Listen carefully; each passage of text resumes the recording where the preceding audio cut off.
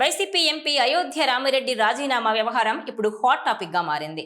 ఇటీవల వైసీపీలో నెంబర్ 2గా ఉన్న అత్యంత కీలక నేత, రాజ్యసభ ఎంపీగా ఉన్న విజయసాయి రెడ్డి రాజకీయాల నుంచి పూర్తిగా తప్పుకున్నారు.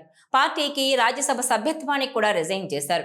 అయితే విజయసాయి బాటలోనే మరో ఎంపీ అయోధ్య రామిరెడ్డి కూడా పార్టీకి అలాగే రాజ్యసభ సభ్యత్వానికి కూడా రాజీనామా చేస్తారని ప్రచారం జరిగింది. దీంతో పార్టీలో అసలేం జరుగుతోందని వైసీపీ శ్రేణులు టెన్షన్ పడుతున్నారు. దీంతో వైసీపీ అధిష్టానం వెంటనే రంగంలోకి దిగింది. ఫారెన్ టూర్లో ఉన్న ఎంపీ అయోధ్య రామిరెడ్డితోనే క్లారిటీ ఇప్పించారు. తాను రాజీనామా చేస్తున్నానంటూ వచ్చిన వార్తలు అవాస్తవమని ప్రకటించారు.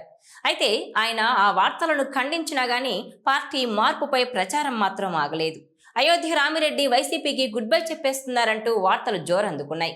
అయితే ఇక లేటెస్ట్ గా ఫారెన్ నుంచి విజయవాడకు చేరుకున్నారు ఎంపీ అయోధ్య రామిరెడ్డి. అయితే ఎంపీ వస్తున్న సమాచారం తెలుసుకున్న మీడియా ప్రతినిధులు గన్నవరం ఎయిర్పోర్ట్లో రాజ్యసభ సభ్యత్వానికి వైసీపీకి రాజీనామా చేస్తున్నారా అని ప్రశ్నించారు. ఆ ప్రశ్నకు ఆయన తనదైన శైలిలో రిప్లై ఇచ్చేశారు. లైట్ గా నవ్వుతూ అదంతా ఫేక్ అని కొట్టిపారేశారు. నార్మల్ గానే వ్యాపారవేత్తలు ఎంపీ పదవులకు రాజీనామాలు చేసిన సందర్భాలు చాలా తక్కువ. వాళ్ళు తమ టర్న్ ముగిసే వరకు సైలెంట్ గానే తమ పనులు చేసుకుంటారు. ప్రభుత్వాలు మారిన తర్వాత సందర్భాన్ని బట్టి అడుగులు వేయడం చూస్తుంటాం. రామ్కీ గ్రూప్ యజమాని అయోధ్య రామిరెడ్డికి జగన్ అత్యంత సన్నిహితుడు కూడా.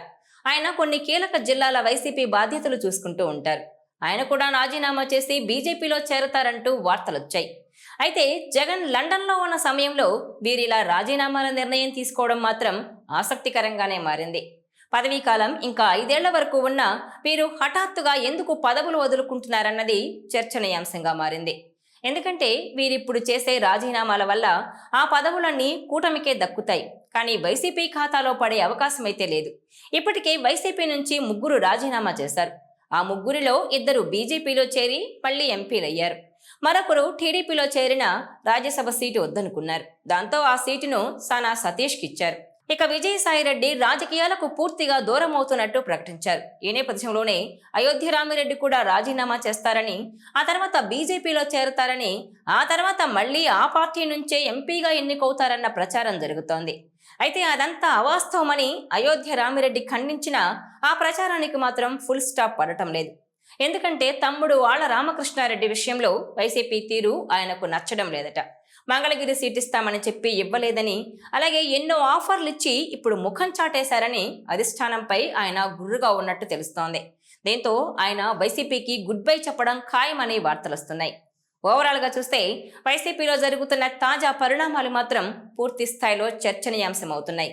దీంతో శ్రేణులందరూ అయోమయానికి, ఆందోళనకు గురవుతున్నారు. ఈ వీడియో మీకు నచ్చినట్లయితే please share, like and subscribe.